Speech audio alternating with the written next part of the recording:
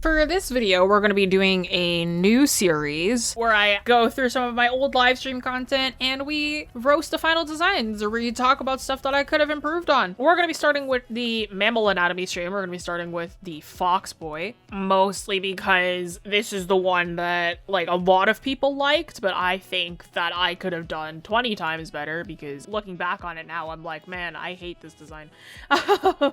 Which is funny because it's like everybody else in the studio is like, oh, it's so nice. I don't like this one at all. A lot of the things that I want to critique about this design are mostly just the final rendering, but also the anatomy itself. So it isn't necessarily that the anatomy of the character themselves is wrong. This is Mo, by the way. This is a character of mine from my comic. The thing with how this character is standing, right? If you think about how he actually would be standing, where both feet, because you know, people plantigrades, we would have our feet flat on the ground. Turning him into a digitigrade means that I'm extending his joints and switching them around and moving them around. But the way that I've moved it around, the angle of the body, he's facing at a 3/4 angle, whereas with the legs, I drew them very much as if they were at a half, like a profile view of the body, which is like incorrect. It feels like the legs are swiveled. Completely wrong. I don't know what I was thinking.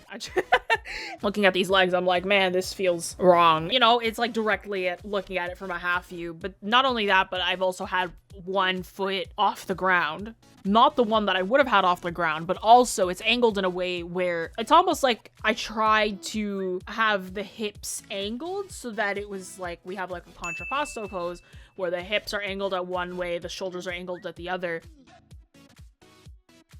But the thing is that if I tried to put this character on tiptoes, he's already on his tiptoes, because that's what digitigrade feet are. You're already standing on your toes. So by making him on his quote-unquote tiptoes, it made the entire pose feel unbalanced. And by that regard, it just made the whole character feel like he's hanging on a thread right now. So that weighting feels really, really off. You've also got the arms folded right here. The folds aren't bad, it's just that the shading on top of them is. So the arm that is on our left, it's his right arm, but it's on our left. That one, there's like a really heavy shadow on the inside of that fold. And first of all, that fold would probably not be that heavy right there. It might be a bit heavier if it's higher up on the arm, but the shadow would not be that heavy. In that area, it might be a little bit lighter. There would be shadow, but it would be a lot lighter than that. Because of how dark the jacket is too, it creates this weird indent, and it makes it very, very strange, which is annoying because I didn't like that. The last point I think I'd make about this design for sure is how the ears blend into the rest of the head. You know, it really feels like they're just kind of plastered on there. I guess it's kind of my fault. I chose an Arctic fox for a character who's a bit darker. That doesn't mean that, you know, we can't have like lighter animals mixed with darker characters. It's literally just me going like, oh, I didn't blend this in well enough and it feels like it's just a pair of ears stuck on this character.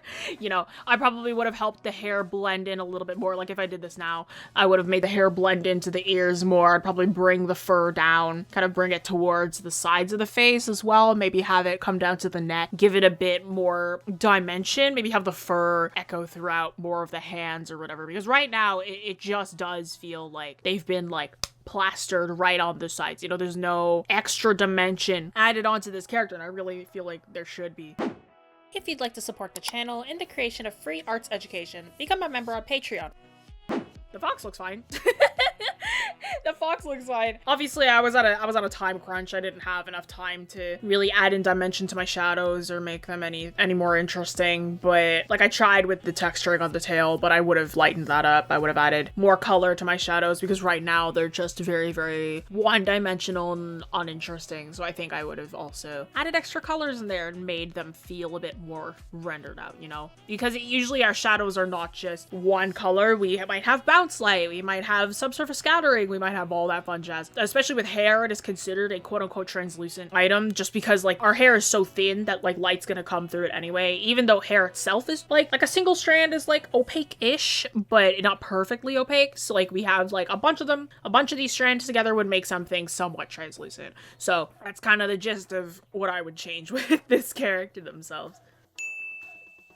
Every artist is going to hate some of their work, no matter what, but what's important is that you don't get stuck on being perfect. You need to get the bad art out so that you can make good art later.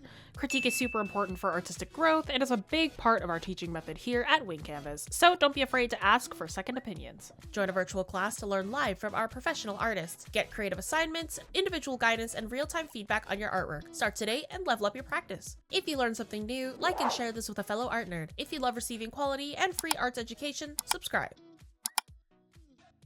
If you enjoyed this video, here's a couple other videos you can check out next.